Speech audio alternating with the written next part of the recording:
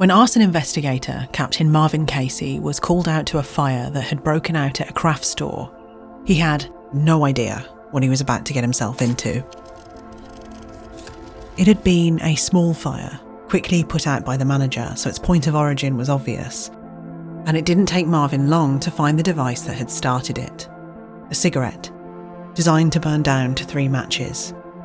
Whoever had done this was experienced, but they had just made a huge mistake. Because next to that device, Marvin found a single piece of paper containing a fingerprint, and that fingerprint would eventually lead investigators to the most prolific arsonist of the 20th century. A vicious and cold-blooded killer who had been terrorising California for years, burning buildings to the ground with people still inside. But not only was that man the last person anybody would have expected, in one of the most bizarre twists I've ever come across, he seems to have unwittingly confessed to it all. And then you start a race against the clock because you're fearful. You never know about a person, We all have our secret life that nobody gets into. I'm smarter, I'm better. I can set all these fires right in front of all your noses, and you don't know who I am. At 8:20 with MG Kelly, I can tell that look in your eye. You're looking forward to this weekend. Maybe go out and do a little drinking. I know. I want you to be careful, though, because they're out there. P is watching for you. They are not going to let the speeders get by, and obviously if you get caught with booze... The year is 1980, and Los Angeles is now the second largest city in the United States. And in 1981, the city would celebrate its 200th year with the slogan, LA's the place. Los Angeles, The Economist declared, has at last become a place to take seriously. Patronising British journalism aside, the growth was hard to ignore. A new skyline had emerged, new freeways, new tourist attractions, cultural institutions, and of course, a film industry that was still in the halcyon days of the Hollywood blockbuster era. Oh yeah, LA was it, and by the time the city came to host the 1984 Summer Olympic Games, its reputation was cemented. Los Angeles has definitively left its imprint on the world. And the rest of us could only watch its frenetic, dreamlike, palm tree-lined growth through a small TV screen. For many, LA really was the place. But while Los Angeles might have felt like the centre of the world to some, to others, it felt more like a city on the edge. This rapid urbanisation had come at a cost. Record levels of pollution, smog so bad you could cut it with a knife, increasing poverty, overcrowding, racial hostility, almost unfathomable levels of police brutality and corruption had all coalesced to make Los Angeles the second most dangerous city in America, and a city with a reputation as the serial killer capital. The Night Stalker. No doubt Los Angeles was a city donning a glorious Ozymandian facade. A mask. On the outside, she was a decadent world-class city, but underneath, she was both seething and chaotic. The perfect place for a monster on the verge of frenzy. It was 1984, and for the past few years, one such monster had been terrorising the quiet neighbourhoods of the Los Angeles metropolitan area from the shadows. A serial arsonist, using the rising levels of crime and general unrest as a kind of camouflage. You see, arson was a problem that had been growing in Los Angeles since the late 1970s, where fires by arsonists had increased by more than 400%. By the mid-1980s, the level of fires being deliberately set in the Los Angeles metropolitan area was understandably starting to worry its residents, and was regularly making headlines. It was the north that seemed to be getting hit the hardest though. West Hollywood, Pasadena, Glendale, and more. They were all seeing an unusual number of fires. While nobody had really made the link between some of those fires and a single serial arsonist, things had become so bad that by the early 80s, some cities had put together their own specialist arson teams. And for a while at least, that worked. Until it didn't. The arsonist had simply been biding his time, and now he was about to strike again. Only this time, things would escalate. So far as anybody knows, up until 1984, this mysterious lone arsonist's actions, though devastating, hadn't yet led to any loss of life. But that was sadly about to change in one of the most horrific ways imaginable. Because the game he was playing the game all serial arsonists play, was an incredibly dangerous one. And it was only a matter of time before things would get out of control. And it could have been any night, during any of the fires he'd already set, but it just so happened to be the night of October 10th, 1984, in a city called Pasadena. Is a thriving community of over 130,000. Pasadena is located in the northeast area of Los Angeles County, just 11 miles from LA's downtown area.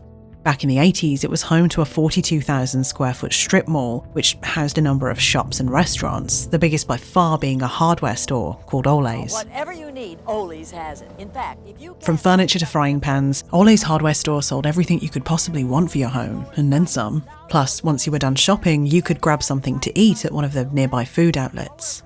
For many of Pasadena's well-to-do residents, Ole's was actually kind of a fun day out. But on this night in particular, Billy and Ada Deal were on a mission. They had some specific items they needed to pick up, and they needed to make it quick because they'd brought along their 2.5-year-old grandson, Matthew, who they were babysitting. As soon as they pulled into the parking lot at around 7:30 p.m, Matthew did what any 2.5-year-old does when they detect an ice cream shop in the nearby vicinity, and he started begging for his usual, a scoop of mint chocolate chip ice cream. It was late, so rather than risk a tantrum, Billy and Ada promise him one just as soon as they're done. And just like magic, Matthew is now significantly more agreeable to the task of sourcing lumber and paint, the two items on Billy and Ada's list. And with that, into the store they go.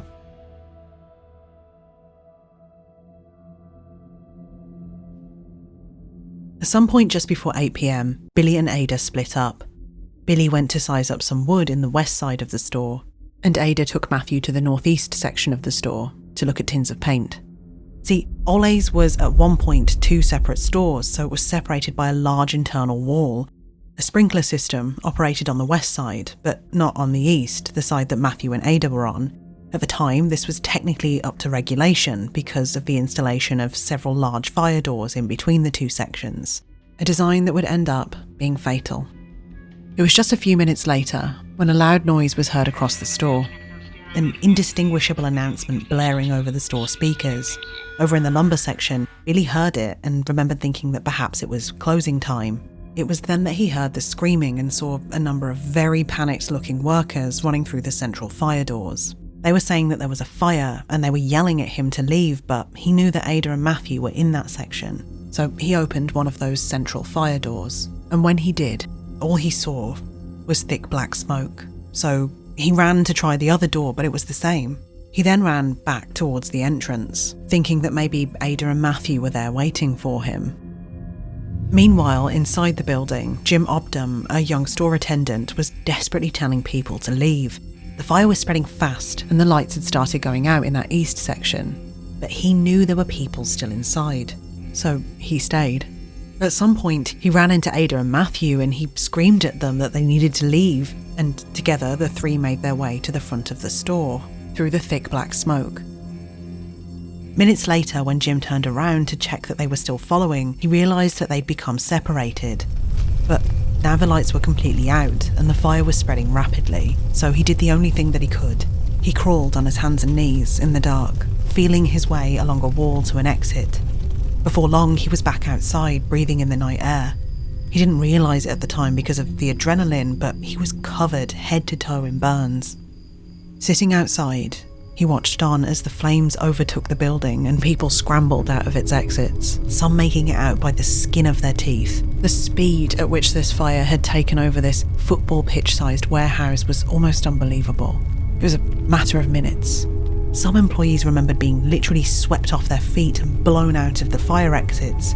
One described it as a tsunami of fire. The technical term is a flashover. It's when the entire contents of a room erupt in flame due to an intense heat of more than 1,000 degrees. At this point, the fire was burning so hot that the heat caused the fusible links in the building's many fire doors to melt, which meant that they had now rolled down. This is by design. It's meant to help compartmentalise the fire, limiting its oxygen. But in this case, it also trapped people inside. And those outside could only listen on, helplessly. According to later reports, those doors could have been opened manually, but at the time, for whatever reason, possibly inadequate health and safety training, no one was able to. Firefighters were on the scene in minutes, but this was a disaster, a huge building full of highly flammable materials and a sprinkler system that only covered half of it. By this point, Billy was beside himself, and he begged the firefighters to help him find his wife and grandson. They told him that they would get them out, and they really tried. They charged the line of fire with a fog nozzle, only to be blasted backwards within minutes. Then they tried the doors, and Billy tried with them, but they weren't budging. In the end, Billy and those with loved ones inside could only watch on helplessly as their entire worlds were destroyed. Ada Deal, Matthew Troidel, Jimmy Satina, Carolyn Krause. Not just statistics or names in a newspaper, but real people who were loved deeply. Unknown to you or I, but they shared with us the most important yet fleeting of things. A life. And in minutes, that was snatched away.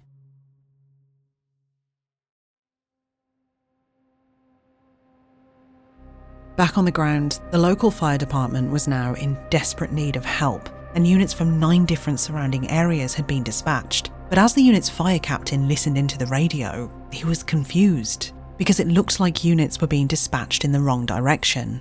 And that's because 2 other fires had broken out. One at a grocery store about 3 miles south from Ole's, and then another arson attack in a larger supermarket about 6 miles east. The firefighters didn't know it then, but somebody was trying to create a distraction. In the end, it would take hours to bring the fire under control. By morning, all that was left was part of a crumbling external wall and a pile of smouldering ruins. It wouldn't take them long to find the fire's victims. All 4 were found together in the northeast section of the store. According to the firefighters that found them, it appeared that Jimmy Satina and Carolyn Krause had re-entered the store to help others. All were found just 2 meters from the emergency exit door. Now the extent of the disaster was clear, everybody wanted answers, including the arson investigators that would arrive on the scene. Jim Allen, a California state fire marshal and arson investigator, remembered the scene being complete chaos. He'd arrived a little after Glendale fire arson investigator John Orr, who had been assigned as the arson explosives supervisor. The 2 men were highly experienced, and though they covered 2 different areas, they knew each other well. They both went straight to work trying to figure out what had happened. They spent hours working their way through the rubble, looking for evidence of a point of origin, the place where the fire could have started. But their investigation had to pause. This was now a crime scene, and the LASD, the Los Angeles Sheriff's Department, would be taking over. And it was mere hours later when a sergeant called everyone on the scene for a meeting to declare the findings. An electrical problem in the attic. Both Jim Allen and John Orr were furious. They made this abundantly clear. This investigation had happened far too quickly, but law enforcement and fire department relations were tenuous. Long story short, the LASD outranked them, and they were publicly reminded of that fact. There was a full-blown argument, but eventually the arson investigators gave in and spent the night drinking beers and cursing the sergeant. John in particular was livid. Jim specifically remembered feeling overwhelming guilt, but they both knew better than to try and go up against the entire Los Angeles Sheriff's Department. So, for now at least, they let it go. For John, though, the circumstances surrounding the fire were far beyond the realms of coincidence. You see, that night, John was called out to those 2 supermarket fires. They were both determined to be arson. 2 fires set in potato chip display stands. It was the perfect crime. Potato chips are extremely oily and therefore extremely flammable. This wasn't the first time this had happened, though. In fact, this person was so notorious for doing this, they'd earned themselves a nickname, the Frito Bandito. John explained to Jim Allen that he thought the potato chip fires were supposed to be distractions from the Bandito's real fire, Ole's. Arson investigators in the LA metropolitan area had been compiling information about the so-called Frito Bandito for a while now. It was called, rather appropriately, the Potato Chip File. They theorised that this Frito Bandito character was also responsible for a number of other fires which had started in similar ways. The MO seemed to be strikingly similar each time. The fires always set in highly combustible materials, always in a retail store, and always during opening hours. And in one of those fires, they'd collected what appeared to be a delayed incendiary device. A cigarette, burning down to 3 matches, wrapped in a rubber band. By the time arson investigator John Orr got the news of the suspicious potato chip fires that happened alongside Ole's to the investigator who'd been pulling together this potato chip file, it was too late. The wreckage left behind at Ole's had been cleared, and with it, any evidence of arson. If this was the Frito Bandito, investigators were out of luck. They'd just have to wait for him to strike again. And well, wouldn't you know it, a few days later, another hardware store, the Builder's Emporium of North Hollywood, went up in flames. And then, a few months later, another, smaller Ole's, again in Pasadena, nearly suffered the same fate. Luckily, the fire was put out almost immediately, but it could have been a disaster, because thousands were gathered along the nearby street for an annual parade. These 2 hardware store fires should have set a larger investigation in motion, but they didn't.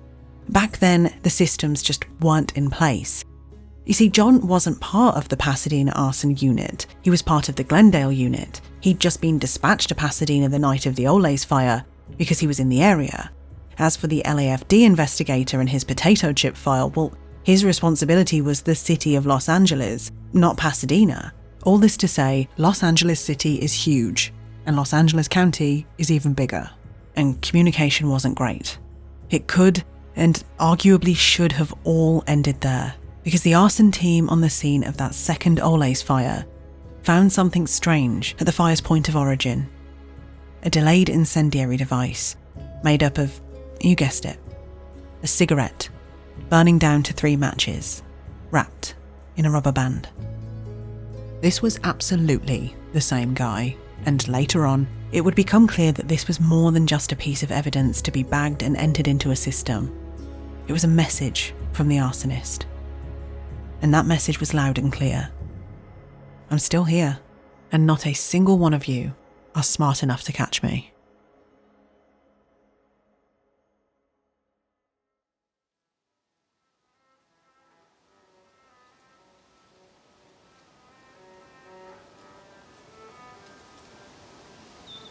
The coming of fall in California heralds the arrival of strong winds. Monos in the north, Santa Anas in the south, sometimes bitingly cold, but more often hot and always dry. The problem is usually less acute in the north because the intensity of the wind is less. However, in the south, the variety of heavy vegetation covering the hillsides and mountain slopes dehydrates, preheats, and becomes an open tinderbox. Ah, California. The American dream writ large. Why you can reach out anywhere and pick an orange, Steinbeck once sardonically mused. And it never gets cold. Well, actually it does. And it also gets very hot. In fact, it's a state that sees more wildfires than any other. According to one bioclimatologist, in pretty much every single way, a perfect recipe for fire is just written in to California. It's hot, it's dry, and at certain points in the year, it's windy too. The Santa Ana and the Diablo winds, as they're known, are part of the state's natural weather cycle, but they massively increase the wildfire risk. They make it a lot easier for fires to spread. And whoever was responsible for the alarming increase of fires on the foothills of Northern California in the years after the Ole's fire absolutely knew this. With Ole's now bulldozed and the report conclusively stating that it was an accidental fire that had started in the electrical system of the attic, arson and Ole's were not to be talked about publicly or privately or even acknowledged, let alone in the context of a serial arsonist. And in the years that followed, residents in the towns of the northern LA metropolitan area began to get hammered once again by a string of arson fires. Glendale, Burbank, Pasadena, Crescenta Valley. Like clockwork, fires would break out, usually on a foothill somewhere, usually after 4 p.m. And other fires too, set in alleyways or carports or trash cans filled with debris, often within blocks of one another. Fires, and then distraction fires. It was Glendale, the fourth largest city in LA, located about 10 miles north of downtown, that seemed to be getting hit the hardest though. Reported arsons were up 78% in 1985. This was John Orr's territory, and the problem was so bad that he was now part of a two-man arson investigation unit. Of course, it didn't take long before that unit began to attribute some of these fires to the work of a single arsonist, likely the same arsonist that had set the potato chip fires, because the arsonist's calling card, that delayed incendiary device consisting of a single cigarette, was being found seemingly everywhere. Was this, the unit began to ask, the Frito Bandito? Quote, "It appears his operations have stepped up quite a bit lately. Fortunately, nobody has been hurt, but every time he lights a fire, there's a greater chance somebody is going to get hurt," commented Dennis Wilson, one half of the Glendale arson unit. And he's not kidding, people were barely escaping with their lives. In one particularly terrifying instance, a basement garage fire blocked a family's only exit from their burning two-story apartment building. Even the firefighters were surprised that they managed to survive. In spite of all the evidence, that lone arsonist theory was far from a widely held view. Quote, "We're not attributing it to the same person, but we're not ruling the possibility out," commented the captain of the nearby Burbank Fire Department. The fact that the arsonist would take month-long breaks only to come back with slight tweaks to his previous MO certainly didn't help matters. But he'd always come back, and when he did, things would always escalate. By 1986, it was Doug Staub's turn on the Glendale arson unit. In the year and a half he worked within the unit, he saw more fires than he did for the rest of his career combined. It was bad. Hundreds of acres were being set alight, entire homes burned to the ground. But something had changed now.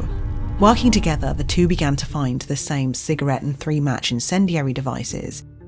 But this time, they had coins attached to them. It didn't take them long to realise that the arsonist had done this to give weight to their devices. These devices were being found so often that the arsonist had earned themselves a brand new nickname, the coin tosser, and oh how relevant that second part of the name will eventually become.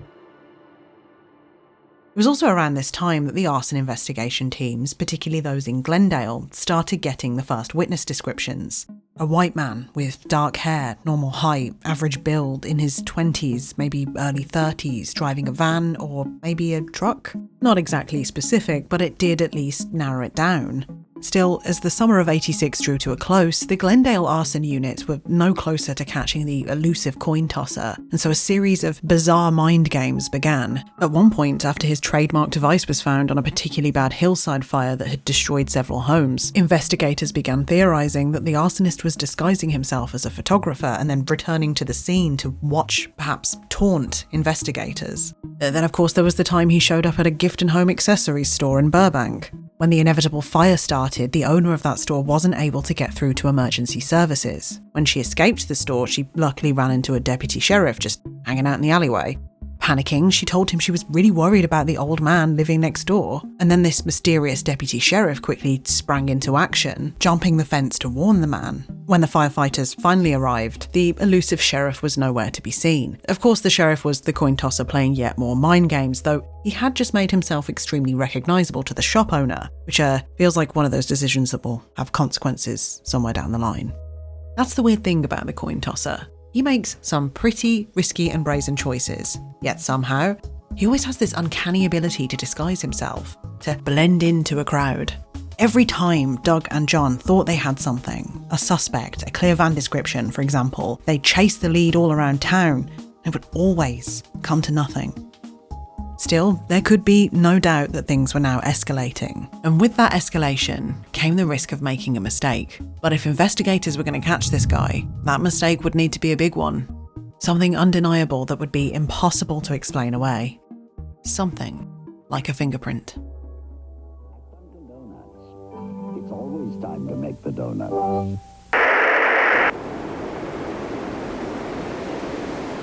This is Walter Heath at Outpost Freestead, approximately 33 kilometers northeast of Neoleston. This is an emergency and we are seeking assistance and rescue services. Anyone, please respond.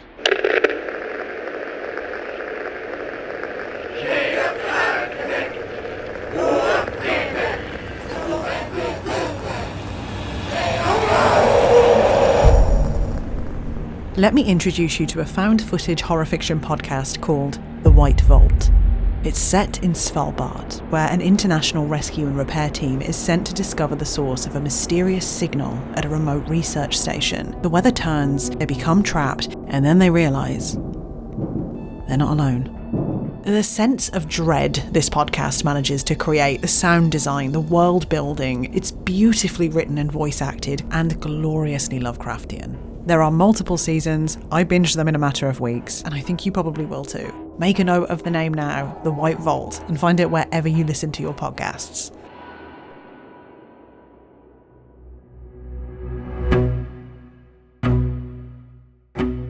Now, if you were an arsonist that wanted to really send a message, there could be no better place than the conference that was due to take place on the 13th of January, 1987. It was 3 years after the fire at Ole's hardware store, and the California Conference of Arson Investigators was gearing up for its annual 2-day seminar in the city of Fresno, California, about 4 hours' drive north from LA. It's a conference that's about as exciting as it sounds, and its 242 attendees were expecting the usual. No one could have predicted the chaos that was about to unfold. Starting on the first day of the conference, a string of fires would break out along a 100-mile stretch of California's Highway 99 over a period of 3 days. Starting at the conference in Fresno, running all the way back down to a city called Bakersfield. At first, the fires were small. In Fresno, a sleeping bag display was set on fire in a drugstore. Within an hour, another fire was set in a bin of foam pillows in a fabric store. And then less than 48 hours later, on Thursday the 15th of January, another fabric store went up in Fresno. And this time, the fire was big. It caused $300,000 worth of damage and created a blast that blew out all of the store's windows. Once again, it was a miracle that nobody was hurt, or worse. Scott Baker, an arson investigator with the Californian State Fire Marshal, arrived on the scene that day. Oh, he knew it was arson all right, but this many arsons in a city that was holding an arson investigators conference? Some things are just beyond coincidence, and alarm bells were going off.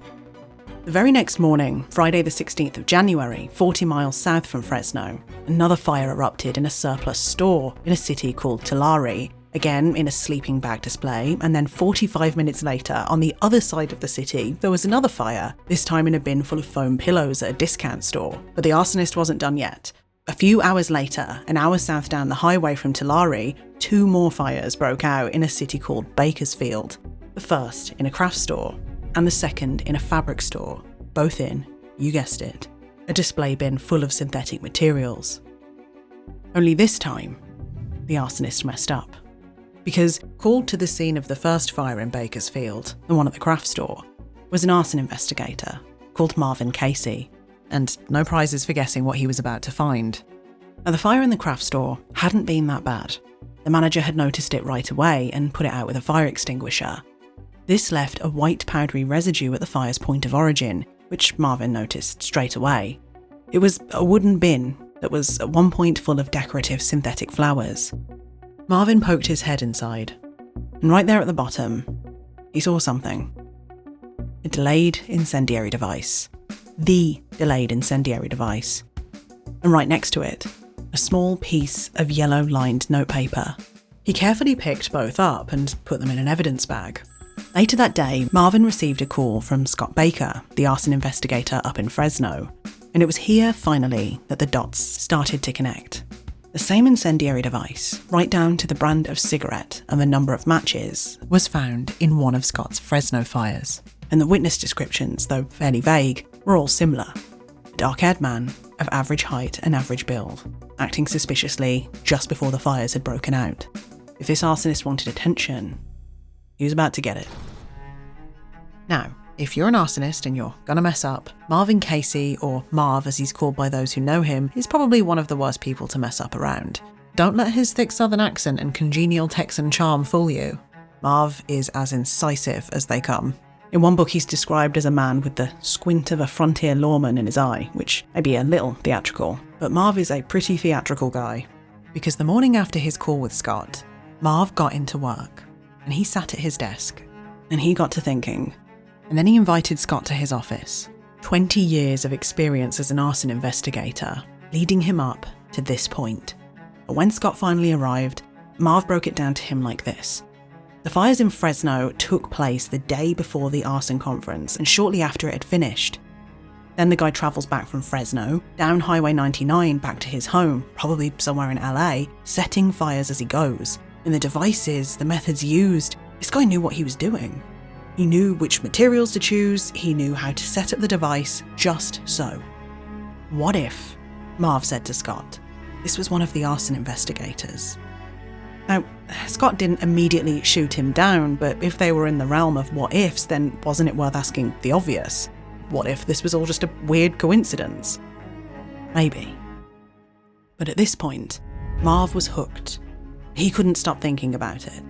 So he sent the evidence, the small piece of paper, to a lab, hoping for a fingerprint. And while he was waiting for the results, he got the conference roster. 242 attendees. And he narrowed down that list by looking at who would have been driving south down Highway 99 back to LA, whether or not they had left on their own, what time they'd checked out. He made a lot of calls, pissed a lot of people off. But in the end, he had his list. 55 arson investigators. 55 suspects. And then he got the call. On that small scrap of yellow paper, they'd found a fingerprint. And it wasn't a match to anyone in the criminal database. Whoever left that print didn't have a criminal record. Now, this was in line with Marv's theory, so he immediately called the higher-ups, the ATF, the Bureau of Alcohol, Tobacco, Firearms and Explosives. But to describe the special agent on the other end of the phone as sceptical would be an understatement. Pulling the prints of 55 arson investigators would mean going to each of their respective fire units and pulling their physical fingerprint cards. And anyway, he said, the evidence just doesn't warrant that. So thanks for the theory, but no thanks, and good luck with it all.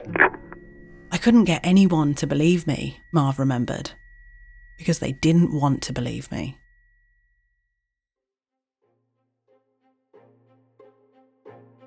Needless to say, Marv was bitterly disappointed. The whole thing had made him an outcast. Many of his fellow investigators shunned him. He knew that he couldn't take it further. At least, not right now. Not without losing his job. He would just have to wait until the arsonist struck again. That wait would be a long one. 2 years, to be precise. But eventually, as you now know, our lone arsonist is not a very good decision maker. And he just can't help himself.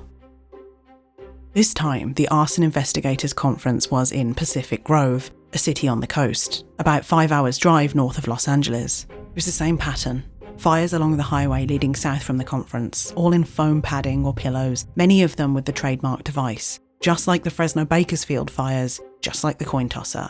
And those devices were wrapped in the same yellow notebook paper as the ones found at the first Arson Investigators Conference. Of course, it didn't take long for Marv to hear about this, and by the end of March 1989, he'd cross-referenced that conference list with the old one, using the same criteria. And now he didn't have 55 names. He had 10. Perhaps unsurprisingly, the higher-ups at the ATF were now much more willing to pull the prints from the arson investigators' various fire units. This was it. Marv had him. It was over. Or at least it should have been. There was just one small problem. Anyway, I'm sorry, Marv. It's not a match for anyone on the list. This just didn't make sense to Marv. He was so sure that he was right. But if the fingerprints weren't a match to any of the arson investigators on the list, then that was that. And when you really thought about it, it did kind of sound like some ridiculous HBO film starring Ray Liotta. Now you're probably thinking, what about the other ATF agent? And what about all the other devices that were found? And they're good questions. But you see, at the time, Marv hadn't known about the devices found by any of the other arson investigators. The Frito Bandito, the coin tosser. Like I said before, departmental communication just wasn't happening in the way that it should. If it had, things may have been different. But here's the thing you need to know about Marv. He's stubborn, and deep down, he knew he was right. There were just too many coincidences. But what was he going to do, start accusing a fingerprint expert of getting it all wrong?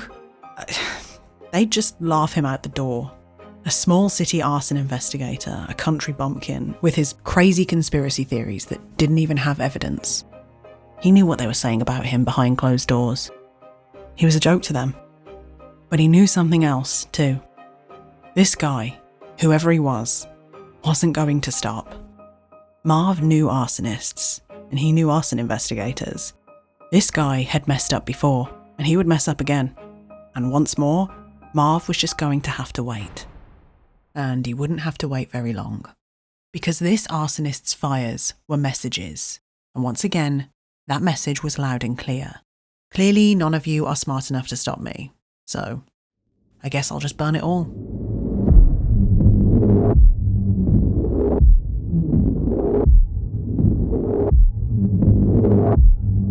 Between December 1990 and March 1991, the Los Angeles area was hit with a number of arsons, the likes of which it had never seen before.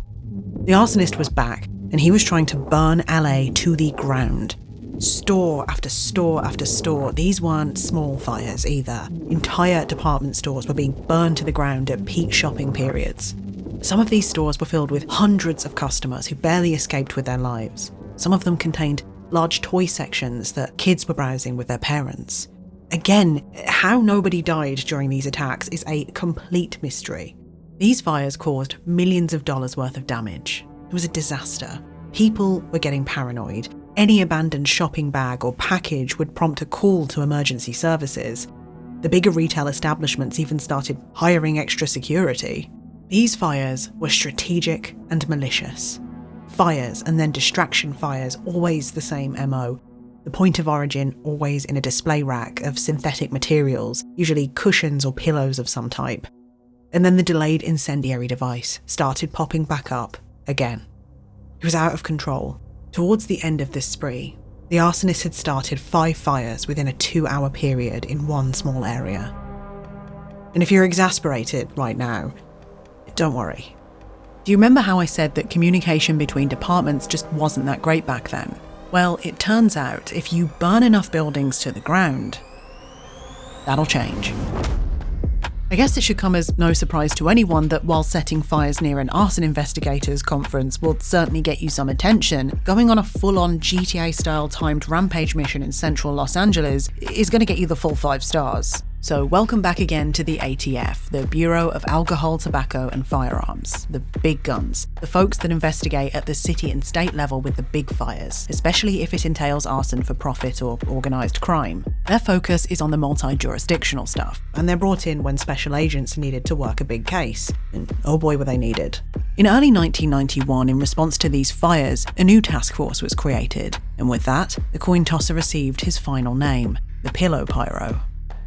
Now, to be fair, the Pillow Pyro Task Force, as they were known, hadn't connected the most recent fires with any of the other fires that I've mentioned, but they will. Now, this was a fairly small task force, known internally as the Three Amigos, and these guys are important to the story, so let's get to know them quickly. First up, you've got Glenn Lucero, an armed veteran, firefighter, and now detective. Then you've got Ken Croak, a young rookie cop who had a bit of a rep as a party animal, but would later use that to go undercover and take down a biker gang. And finally, April Carroll, a young and ambitious graduate with a reputation for walking and thinking quicker than most could keep up with. Then there was the Amigos' supervisor, Mike Matassa. Just before taking on the Pillow Pyro case, he'd been promoted to supervisor due to his success rate, but deep down, he wasn't in love with the admin. He was an LAPD street cop at heart, and he looked like he had the scar to prove it, but it was actually just from falling out of the crib as a baby, a fact which he shared with his colleagues on more than one occasion. Anyway, he was a really good detective, and he was itching for a case like this.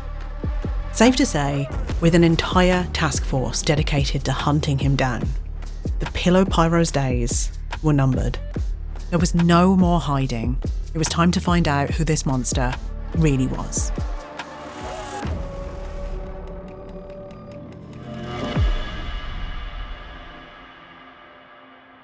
With the fires becoming more frequent and more aggressive, Matassa and the Three Amigos knew that time wasn't on their side. So the task force came up with a plan. They'd seen the pattern in those LA fires. They had to start connecting the dots, and fast. They began spreading the word, and in March 1991, a Pillow Pyro bulletin was presented by an LAFD investigator at a Fire Investigators Regional Strike Team meeting. This was a group formed by the small foothill cities of the northern LA metropolitan area, mostly attended by any city that didn't have its own big arson investigation unit. That day, the investigator presented the Pillow Pyro's MO, outlined examples of fires, advised on what to do and what to be on the lookout for, and then handed out a flyer detailing the signature device to a room full of arson investigators. Now, most attendees sat there and listened dutifully, another day, another meeting, but as soon as those flyers were handed out, one of those attendees felt his blood run cold. It was Scott Baker, arson investigator from the California State Fire Marshal. He'd seen that device before. 4 years ago in Fresno, he and Marv had discussed it to death. And now, here it was, on a piece of paper, right in front of him. He wanted to speak up there and then, but he had to stop himself. It hadn't exactly been the most well-received theory back then, and if Marv was right, Scott may be sitting in a room with the arsonist right now. So he waited, and then when the meeting was done, he had a quiet word with the LAFD investigator. He told him that he needed to tell him something really important. "Not here though," he said. "Meet me outside in the middle of the parking lot." This spooked the investigator, who probably thought it was all a bit dramatic, but he obliged. And there, in the middle of the parking lot, Scott shared the theory. He told him everything. And then he dropped a bomb. "We didn't just find the same devices that you did. We found something even better. A fingerprint." I'm sure you can imagine the look on Marv's face when the three amigos from the Pillow Pyro task force came strolling through his office door. He pulled out all of his intel.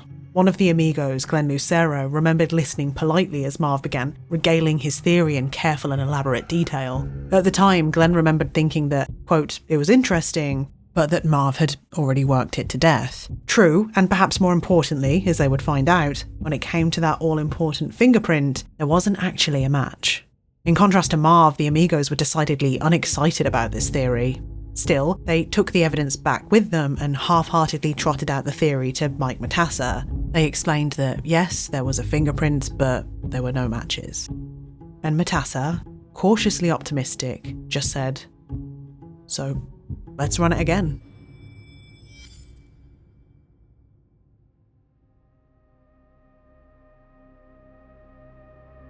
And just like that, the fingerprint was being run through a much more enhanced process, using newer techniques that were more reliable.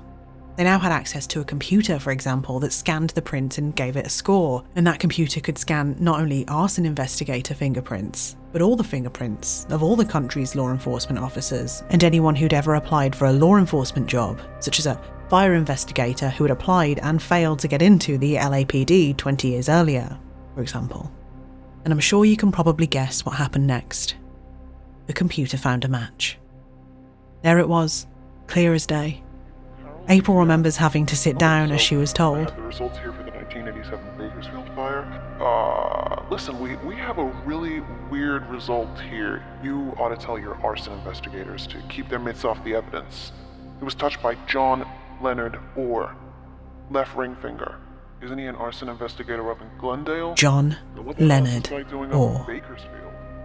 The well-respected arson investigator from Glendale that you'd met at the beginning. The man who had first come up with the theory of the lone arsonist. The man who had convinced his police partners to chase the arsonist all over town. The man who had been so insistent that the fire at Ole's was arson. Nobody could believe what they were hearing. There had to be some kind of explanation. John Orr, of all people, he was a leader in his field. Everyone knew about his success rate in finding the point of origin. At the time, they were all thinking that there had to be a mistake. Maybe the computer got it wrong. So they spoke to Marv and they asked him, "Is there any way that anyone other than you could have touched that paper in a professional capacity?" To which Marv answered, unequivocally, no. It was exactly as they had expected. Why would John be an investigator at a Bakersfield fire 2 hours from his jurisdiction in Glendale? Right there and then, all doubt went out the window. Of course, on the other end of the line, Marv suspected that they'd found something. They told him that they had, but they couldn't tell him, and he was pretty mad about this. He felt that he had the right to know. Eventually, the amigos caved and told him. Shivers went down his spine. John had trained him. Glenn Lucero, 1/3 of the amigos, felt the same way. At one point, Glenn had been neighbours with John and had been invited to his Christmas parties. As a fellow firefighter, he'd also gone to many of his arson talks. He'd read the papers that John had written. They were really good. Now, you might imagine that this would be a smoking gun. There would be no way that John would be able to explain this, and so he would immediately be arrested and charged. But that isn't quite how it worked. Remember, the Pillow Pyro Task Force only knew about the most recent LA fires, and now the string of fires at the 1987 arson conference. They didn't know about anything else. But of course, they knew there would be more. They now had to start looking at every other suspicious fire, which meant that they had to start digging through other departments' files, only alerting those who absolutely had to know, certainly not John. They didn't know it then, but they were looking down the barrel of more fires than they could have ever possibly anticipated. This case was about to go deep, because the coin tosser fires, the Frito Bandito fires, Ole's hardware store, were all John. With the depth and complexity of this case, they needed time. Better still, with the notorious difficulty in compiling solid evidence in cases of arson is a prosecuting attorney's nightmare, they ideally needed to catch him in the act. So more people would have to be brought onto the task force. And on top of that, they needed to start tracking him. So they applied for a court order to stick an electronic tracking device to the bottom of his car. And when they were granted one a few weeks later, they began planning for a stakeout. And their timing couldn't have been better, because in a few days, John would be attending another arson investigators conference. And I'm sure not a single one of them had any clue as to the very, very strange game they were about to play.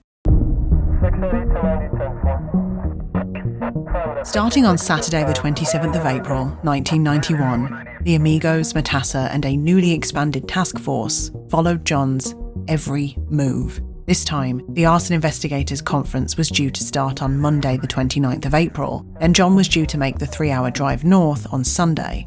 So the team dutifully parked themselves just out of sight and waited. Just as they expected, John left his home that Sunday morning right on time, and a few hours later, the real stakeout began. Of course, nighttime arrived, and aside from managing to stick a tracking device on John's car, what started as a relatively exciting and adrenaline-pumping task quickly turned into a mind-numbingly boring one. It was hot, and the surveillance van was stifling. Everybody was desperate for something, anything to happen. And then just like that, it did. On Monday the 29th of April, 1991, after that day's talks were over, the task force watched as John walked inside a drugstore and walked back out again a few minutes later. They held their positions, waiting for signs of a fire. But there was nothing. So they sent someone in to see what John had purchased, and the person at the counter handed them a receipt. That receipt was for a pack of Marlboro cigarettes, and John was a non-smoker. It seemed like he was gearing up for the big event, which of course put everybody on high alert, and that was just as well because a few days later, May 3rd, John left the conference for a lunch break. He got in his car, drove around for a little while, and then they all watched on in horror as he, seemingly out of nowhere, pulled over, got out of his car, bent down, and looked straight at the tracking device. The task force were convinced that their cover was blown, but then something even stranger happened. John got back in his car and he booked it. He drove like a bat out of hell, and the task force had no choice but to tail him. They followed him all the way to a police station and watched as he went inside and then ran back out, only to shoot off again in some other direction. The Amigos remember running inside and flashing their badges and demanding to know what happened. The lieutenant in the station explained that John had thought he had an explosive device and he was on his way to a specialist to get it looked at. The team couldn't believe it. They had to call this explosives expert and tell them, whoever they were going to have to lie and do it convincingly, else the whole case could be blown. And so the explosives expert does his best. He tells John, it's a prank, a dud explosive, and John seemingly buys it. So the task force was still good for now, but John's strange behaviour did leave them with a few questions. If John really did believe that was an explosives device, then why was he driving like a maniac with it still attached to the car? And if that's what he really thought, then why did he even get back in the car in the first place? This, coupled with the fact that John failed to set any fires over the next few days, made the team wonder if John was in fact onto them. But still, they were left with no choice. The DA had been clear. They needed more than circumstantial evidence. They needed to catch John in the act. So they followed John back home, attached another tracking device to his car, this time smaller, and waited for something big to happen. They needed John to set a fire. Short of a confession, it was the only thing that was going to work. Of course, at this point, a confession would be nice, but it's not like John was going to write a whole bunch of his crimes in a book and then try to get that book published. I mean, it's ridiculous. Ridiculous, perhaps, but no one is exempt from John's poor decision-making skills. Not even John himself. It was about a month later when the Amigos received a frantic call from John Orr's boss. He had something big. Because John had just handed him a rough copy of a novel he'd been working on, called Points of Origin. And that novel bore some striking similarities to the crimes they were investigating. The Amigos simply could not believe what they were reading. Just listen to this book's accompanying cover letter, which was written, funnily enough, on the same day they got John's fingerprint results. April 17th, 1991. Common criminals seem to have one characteristic they all share. The need to distance themselves from their crimes as quickly as possible. All criminals, that is, except the arsonist. The arsonists stay close by, and sometimes even participate in the discovery and eventual extinguishment of their fires. My novel, Points of Origin, is a fact-based work that follows the pattern of an actual arsonist who had been setting serial fires in California over the past 8 years. He has not been identified or apprehended, and he probably will not be in the near future. As in the real case, the arsonist in my novel is a firefighter. And he's the only one that knew that, because we didn't at that point. Just look at Matassa's face. Needless to say, the task force felt like they had won the lottery. The significance of this book and this specific letter simply cannot be overstated. And, a word of warning for anyone out there who's trying to do bad things and get away with them. Maybe don't write about yourself committing any crimes in a book. And especially don't try and get that book published. Feel like those are pretty intuitive rules to follow if you plan on getting away with anything. But needless to say, those days were long gone. The entire cover letter and concept of the book was so fundamentally damning for a very simple reason. Even if John had some kind of inkling that a firefighter was responsible for the fires in his area, the city of Glendale, and even if he knew about some kind of ATF investigation into a serial arsonist, he shouldn't have known that this investigation went beyond Los Angeles, or that a firefighter, which all arson investigators are by the way, was at the centre of it. The ATF had only just found out themselves. Marv didn't even know it. It was written on the day that the results came back from the fingerprint analysis. Oh, and this was just the start. The book John had written was a gold mine. After all, it's not every day that the criminal you're chasing writes his own fanfic, but today was that day.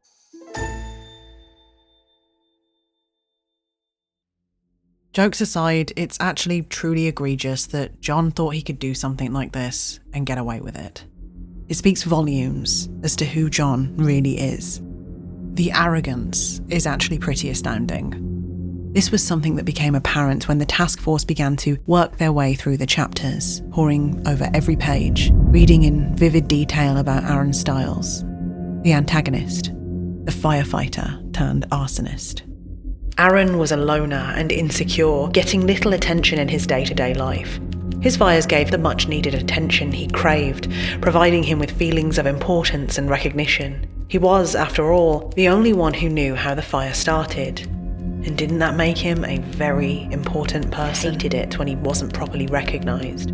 Aaron was so furious that he set a nearly identical fire 2 days later at another hardware store. Aaron reached into his pocket and found a handful of coins. He tossed the device out the window, watching an alley lined with apartment buildings. Each 2-story building had carports off the alley. This fire would start off his day perfectly. Aaron headed to the annual Arson Investigators Conference. He walked towards the nearby fabric store. He was scared, but the fear excited him. He slipped in the front door and found piles of pillow stuffing pieces of foam in various sizes. No one paid any attention to him. He looked into the store and could see the displays igniting as the fire built to fill the entire storefront. He felt fantastic. Aaron's body was found with Terence's clinging to her ankles. He rationalised the deaths as he did everything. It wasn't his fault. The people, to him, just acted stupidly. And their deaths had nothing to do with the fact that he set the fire. They just reacted too slowly. It was too bad about the baby, but shit, it wasn't my fault.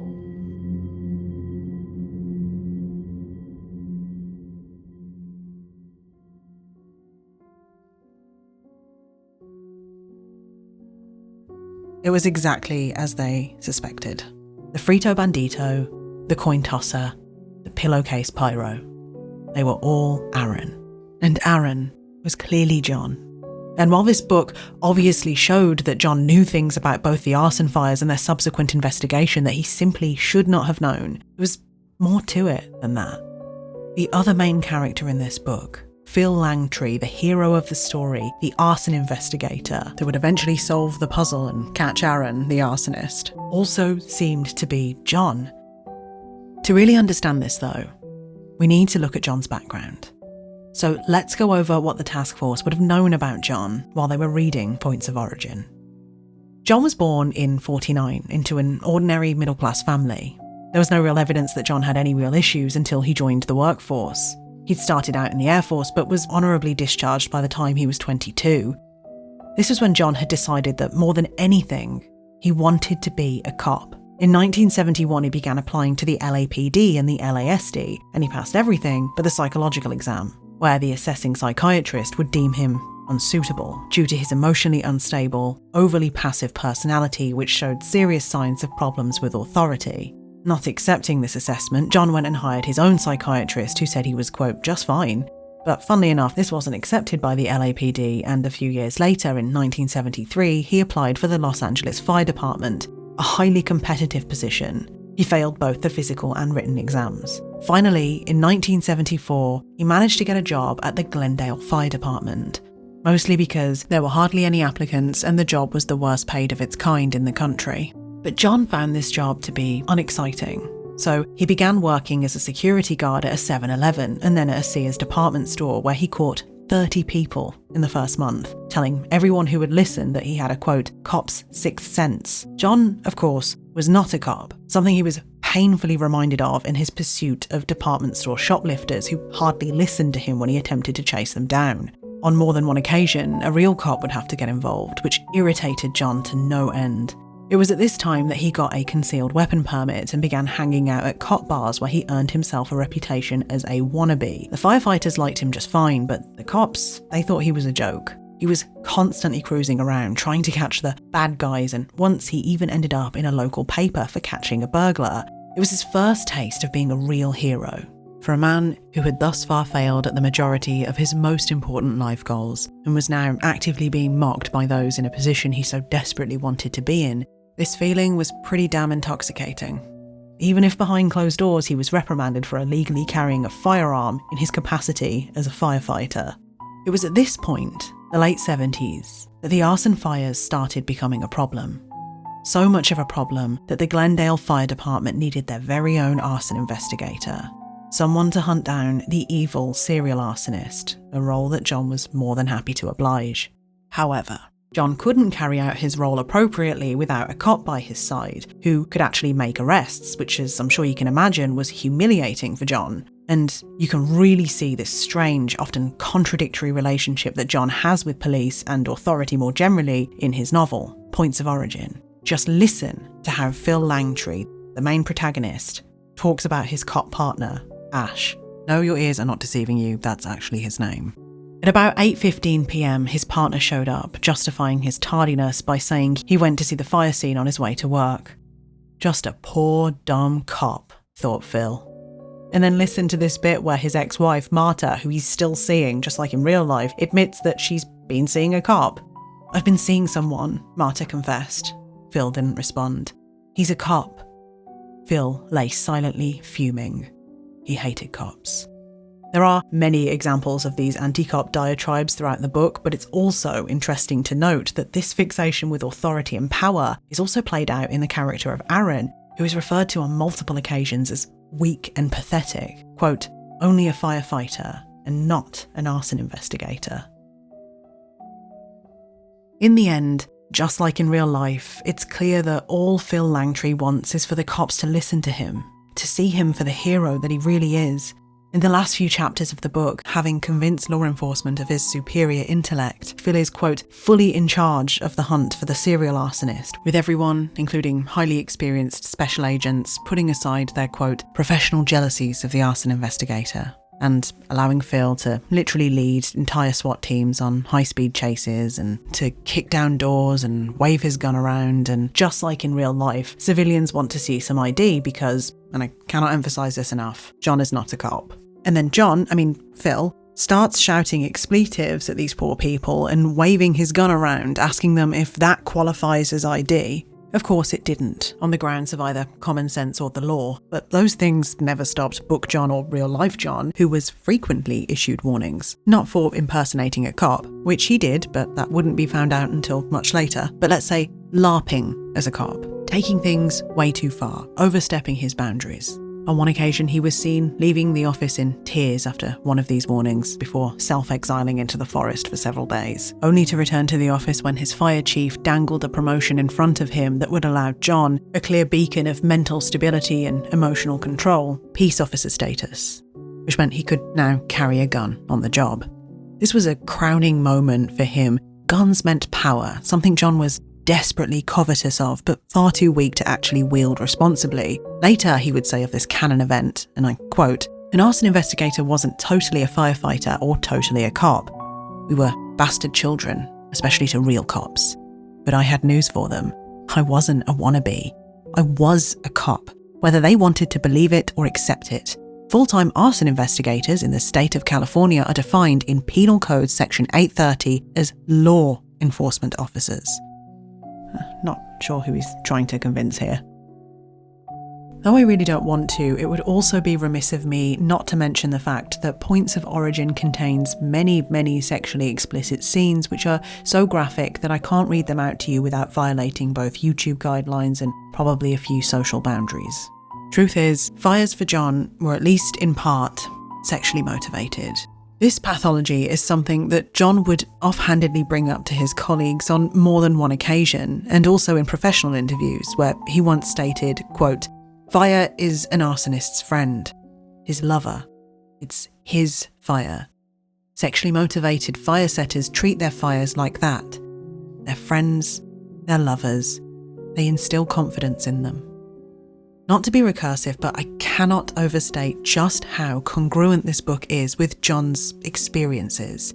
I say this because at a cursory glance, if you didn't know the finer details, you might assert that John, an arson investigator, is just writing what he knows. But the devil really is in the details. John can't help but slip up in this book. It almost feels deliberate at some points. Of course, it was pretty obvious to the task force that this book was a window into John's mind. It may not have been well written, it may not have even really made sense at points, but it nonetheless allowed the task force to really understand the true nature of what they were dealing with. It was just like in real life. Both characters, the arsonist and the arson investigator, were John. Now having this more in-depth understanding of his psyche, they knew it wouldn't be long before he had to set another fire. So they prepared their case and they waited. The process was painstakingly slow, but John was being followed 24/7. He just had to set one fire. And then, in November 1991, just as they predicted, John did just that. The tracking device placed him at an arson fire at Warner Brothers Studios. His wife had been working there at the time, and he was seen using her keycard to enter just moments before a fire broke out. On December 4th, 1991, the Amigos and the rest of the task force made their way over to John Orr's house and placed him under arrest. There was no worming his way out of this. Given all that they now knew, it was hardly surprising when they found a mountain of evidence stashed in his house and car: camcorder footage, incendiary devices, a pack of cigarettes, rubber bands, a badge which would allow him to impersonate a police officer, even the yellow-lined notebook paper. There were also additional chapters and drafts of his novel, as well as letters to editors which revealed much more specific details about his fires. You can only imagine the sheer look of joy on Marv's face. He wasn't allowed to take part in the arrest, he'd asked, but he knew all about it. He'd been right. The whole time. he'd been right. In the face of such overwhelming evidence that Matassa and the Amigos carefully displayed all over the interview room during John's first and only interrogation, everybody had expected a confession. But John didn't just deny any wrongdoing, he played completely dumb, telling his interviewers that they were crazy and that this was all a complete fantasy. And honestly, if you didn't know about the sheer weight of evidence that was about to be brought against him, you might be inclined to believe John. John certainly believed John. Just listen to this statement he gave to a journalist while he was out on bail and awaiting trial. Quote, "I won't say it's ruined my career because after the trials are over with, I fully intend to go back to work. I'm not going to give up a $70,000 a year job, a career that I've developed. It'll set me back a little bit, yeah, credibility-wise, but I fully expect to be exonerated and to hell with it, I'm going back to work." Of course, when trial time arrived, it would become quickly apparent that there was only one place that John would be going, and it wasn't back to work. In July of '92, John was found guilty for the majority of the Fresno arson conference fires. Not all, but enough to earn him 30 years in prison. The defence tried to argue that it could all reasonably be a coincidence, but it was hard to argue much of anything, what with the fingerprint, the testimonies, including Marv's, and the evidence found at John's home, including this ridiculous letter that he'd sent out to a literary agency as a pitch for his book on June 3rd, 1991. My work is a fact-based novel of an ongoing investigation. A serial arsonist is setting fires throughout the West and is quite possibly a firefighter. The series has been going on for over 5 years, and I was even considered a suspect at one point. In early May of this year, I found a radio tracking device attached to my car while I attended a training conference. Ironically, my protagonist experiences the same situation. I'd already written the chapter dealing with the protagonist being tailed before I found that I was being followed. By the way, I'm not the arsonist, and the investigation here continues. My work is fictional. So John had known that he was being followed the whole time. He knew that the task force suspected him, yet he chose not to say anything, not to even attempt to provide evidence of his innocence. I'm not really sure how he thought that one was going to play out, but safe to say, no one screws John harder than John screws himself.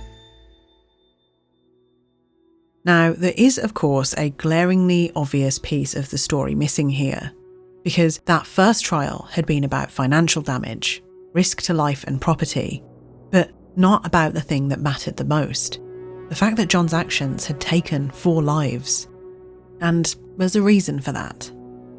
Because the district attorney, in a masterful move that showed an extremely sophisticated understanding of John's psychological profile, had set up a trap. And John walked straight into it.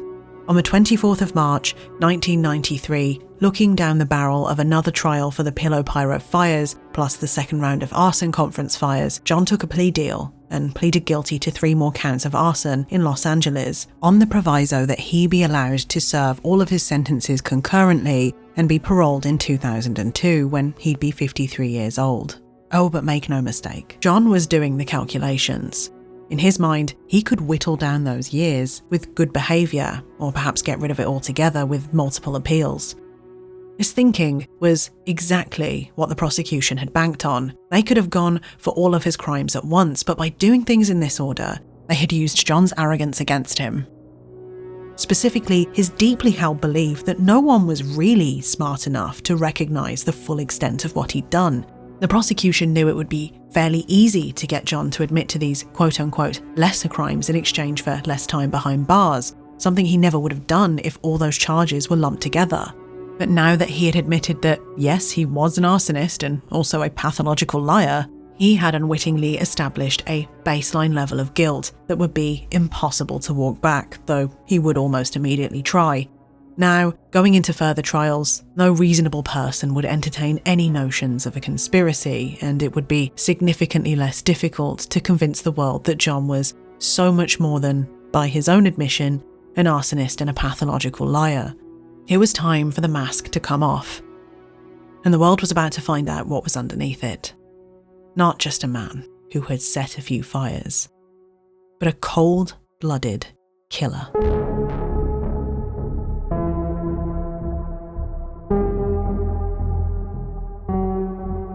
The hardware business prospered in the small community south of Pasadena. Hardware stores such as Cal's did well. Madeline Paulson went to the cluster of stores at least twice a week to shop. Tonight, She was babysitting her 3-year-old grandson, Terence. She took him to the Baskin-Robbins ice cream store, and while standing in the parking lot, sharing a chocolate mint cone, she decided to entertain Terence further by walking through Cal's. In less than 6 minutes, Madeline and Terence would be dead. As she rounded the corner, she almost ran into a man with his hands in his pockets. She heard his breath suck in, and he mumbled his apologies as he continued on, and she continued to the back of the store with Terence. Aaron glanced back over his shoulder and breathed a sigh of relief as he saw the woman and the kid were walking away. He pulled out his wallet and looked into it while he walked through an empty checkout line. His ploy worked. No one paid him any attention. Minutes later, Madeline heard a shrill whistling noise. Realizing now it was a smoke detector, her heart raced, and as she rounded the corner, she saw the smoke was now swirling around the ceiling. Madeline held Terence close to her. She stared at the fire, fascinated, yet terrified. The emergency lights flashed on, but the huge amount of smoke blocked them completely, leaving them in complete darkness. Madeline's body was found with Terence's clinging to her ankles. He rationalized the deaths as he did everything. It wasn't his fault.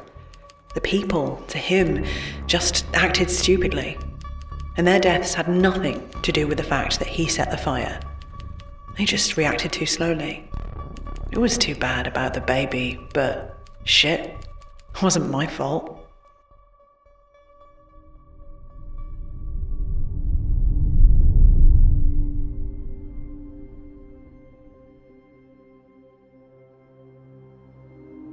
While he'd swapped a few names around, the fire he'd set at Ole's had been one of the first chapters in his book.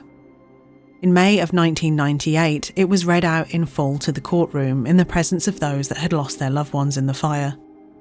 There are some really graphic parts of this book that I've omitted, but it's important that you know, as the rest of the court did that day, that John chose to describe their final moments in an unusually horrifying amount of detail. As a result, John was now standing trial for murder, as well as 25 other fires, for which the death penalty was on the table. Even though all of the evidence in the trial was circumstantial, the case brought against John was damning. John's words, as they appear in the original copy of Points of Origin, line up almost perfectly with the events that took the lives of 4 people on the 10th of October, 1984. Billy, husband to Ada and granddad to Matthew, was brought to the stand where he would confirm that Matthew had desperately wanted a Baskin-Robbins ice cream that day. Not just any flavour, though. Specifically, mint chocolate chip. His favourite flavour. A small detail, but unforgettable to a courtroom who would then listen to the same story with that same detail again told in Points of Origin. The implications were crystal clear. There was only one way John could have known that detail. In spite of all of this, the fact that the fire was determined to be an electrical problem in the attic was still hanging over the prosecution's head.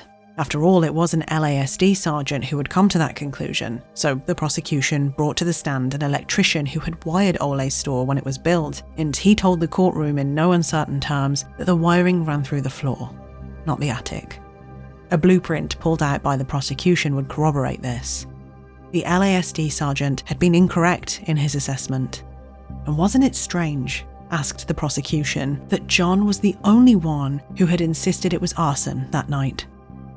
Why was John so confident about the link between Ole's and the potato chip fires when nobody else was? Further to this, the court also heard from many of his colleagues how John had stonewalled investigations by, for example, claiming that he'd interviewed people who'd seen the serial arsonist when in reality he'd undertaken no such interviews. They also heard how John was notorious for being on the scene before firefighters had arrived, and when he was on the scene, they heard how he was unhelpful, preferring to give media interviews which gave away vital and confidential information about the so-called serial arsonists, or he'd take photographs rather than actually help put out the fires while they were still active. John was also correctly identified by a number of witnesses as the dark-haired, average-looking white man that had plagued investigators for years by a number of people, including the owner of the gift store in Burbank, who would testify that the deputy sheriff she'd seen in the alleyway, the one that had helped the old man but was nowhere to be seen when firefighters arrived, was without a doubt John Orr. And of course, the prosecution was quick to remind the courtroom that a badge that would have allowed John to undertake such an impersonation was found in his home. They then showed the court footage that John had taken on his camcorder of beautiful homes on the hillside, and then footage taken weeks or months later of those same homes on fire. Then the psychological evaluation that had gotten John a rejection from the LAPD all those years ago was read out loud. Non-acceptable applicant. Reason for rejection based upon his past history and results. Currently having marital problems with separation. Recently walked off job, gave no notice. Supervisors gave him poor evaluation. Described him as a goof-off and know-it-all. Irresponsible and immature. The testing re-emphasised this. Rorschach showed him passive, indecisive, with problems with women and sex. The MMPI confirmed this and showed a schizoid person who is withdrawn from people and may have sexual confusion. Very non-objective. Diagnosis: personality trait disturbance, emotionally unstable personality. It's also interesting to note that that same psychiatrist would describe him as a bizarre profile, wanting of recognition yet hostile towards authority, passive yet also resentful. The dots weren't particularly hard to connect. John had wanted Olays to be arson because he wanted to be the one to solve the case. He hated that he'd been steamrolled by a cop. He wanted to be the hero. He wanted to be right so badly that weeks later he would make contact with one of the victim's family members, who happened to be a police officer themselves, to tell them that he didn't think the Olays fire was accidental and to ask if they'd be able to provide a copy of one of the victims' autopsies. He then made a comment about the inside of the victims' throats, which mirrored the more graphic elements written in the book that I've omitted. And when that didn't work, he would set fire to another Olays department store a few months later, an event which also featured in the book. The defence did their best to demonstrate reasonable doubts, but the fact that John had pleaded guilty before was crippling, and on the 25th of June 1998, John Leonard Orr was found guilty of all 4 murder charges and all but one of the arson counts. The decision on the death penalty was decided in a separate phase of the trial. Here, the jury would listen to survivors and families of those who had lost loved ones. Eventually, John's daughter would take the stand. She was well-spoken and thoughtful, and heartbroken. She'd loved and respected her dad, looked up to him. At the time, she believed he was innocent, so she asked that they show mercy. A few days later, John sat upright as the judge explained that the jury could not reach a decision, and that the panel had deadlocked 8-4 in favour of the death penalty. John had avoided a death sentence, but he would spend every minute of his life in a cell with no possibility for parole. It may not have been the outcome that many wanted, but the mask was finally off. It was over.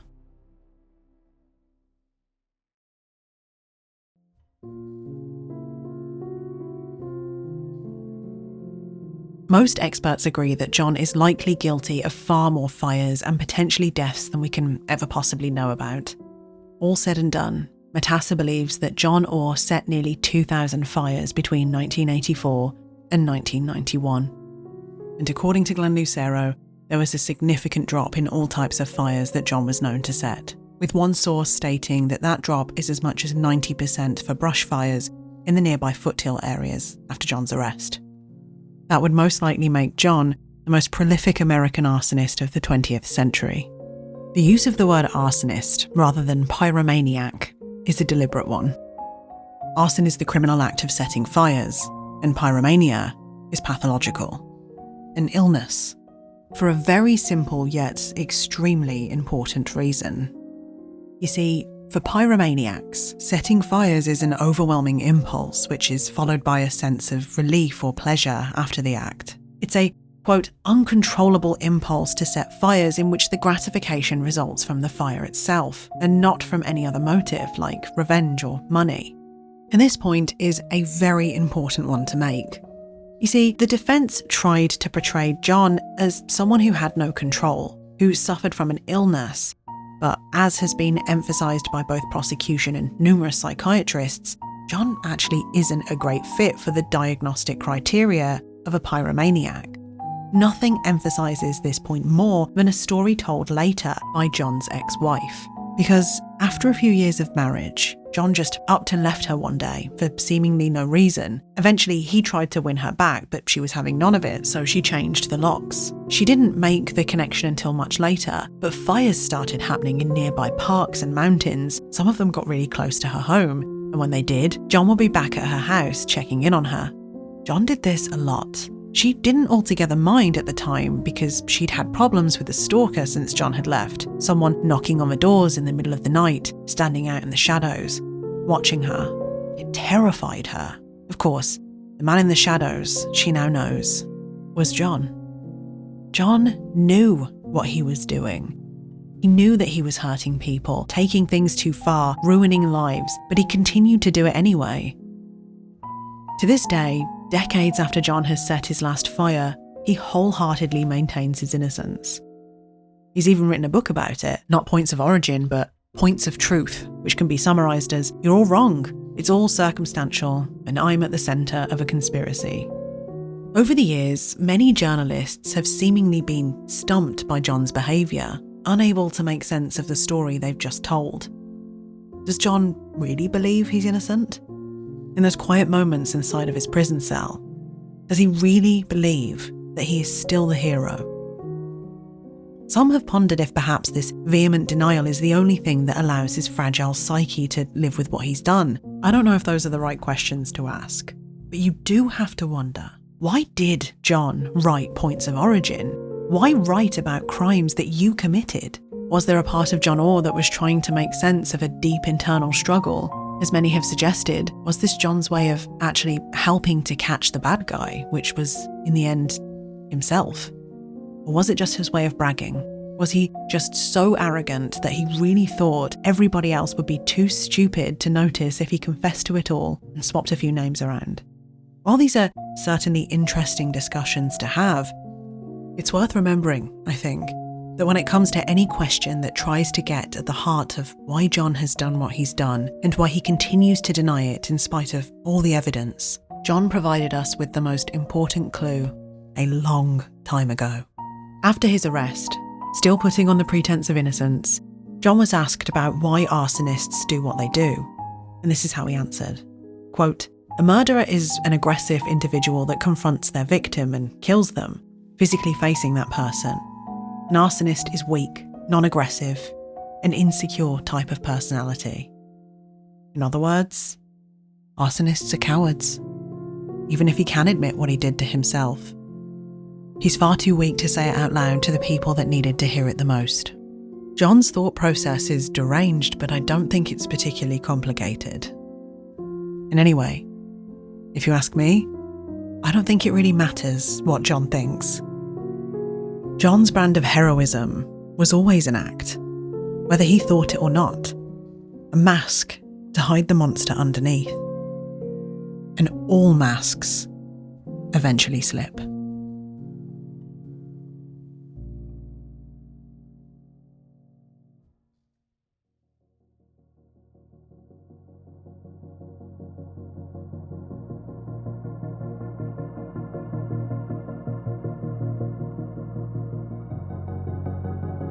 If you've made it this far into the video, I just wanted to say thank you so much for watching, and I do apologise for the gap between uploads, by the way. At the moment, it's still just me making these videos, and upload time is still a bit slower than I'd like. Also, I've been working on another project in the background, so there's that too. If you'd like to support the channel beyond just watching all the way through this video, which thank you, by the way, you've already done more than enough. But if you want to give extra support, the best way to do that is through my Patreon, which should be linked somewhere here on the screen. Okay, I've spent a very, very long time in this dark room, so I'm gonna go outside and touch some grass.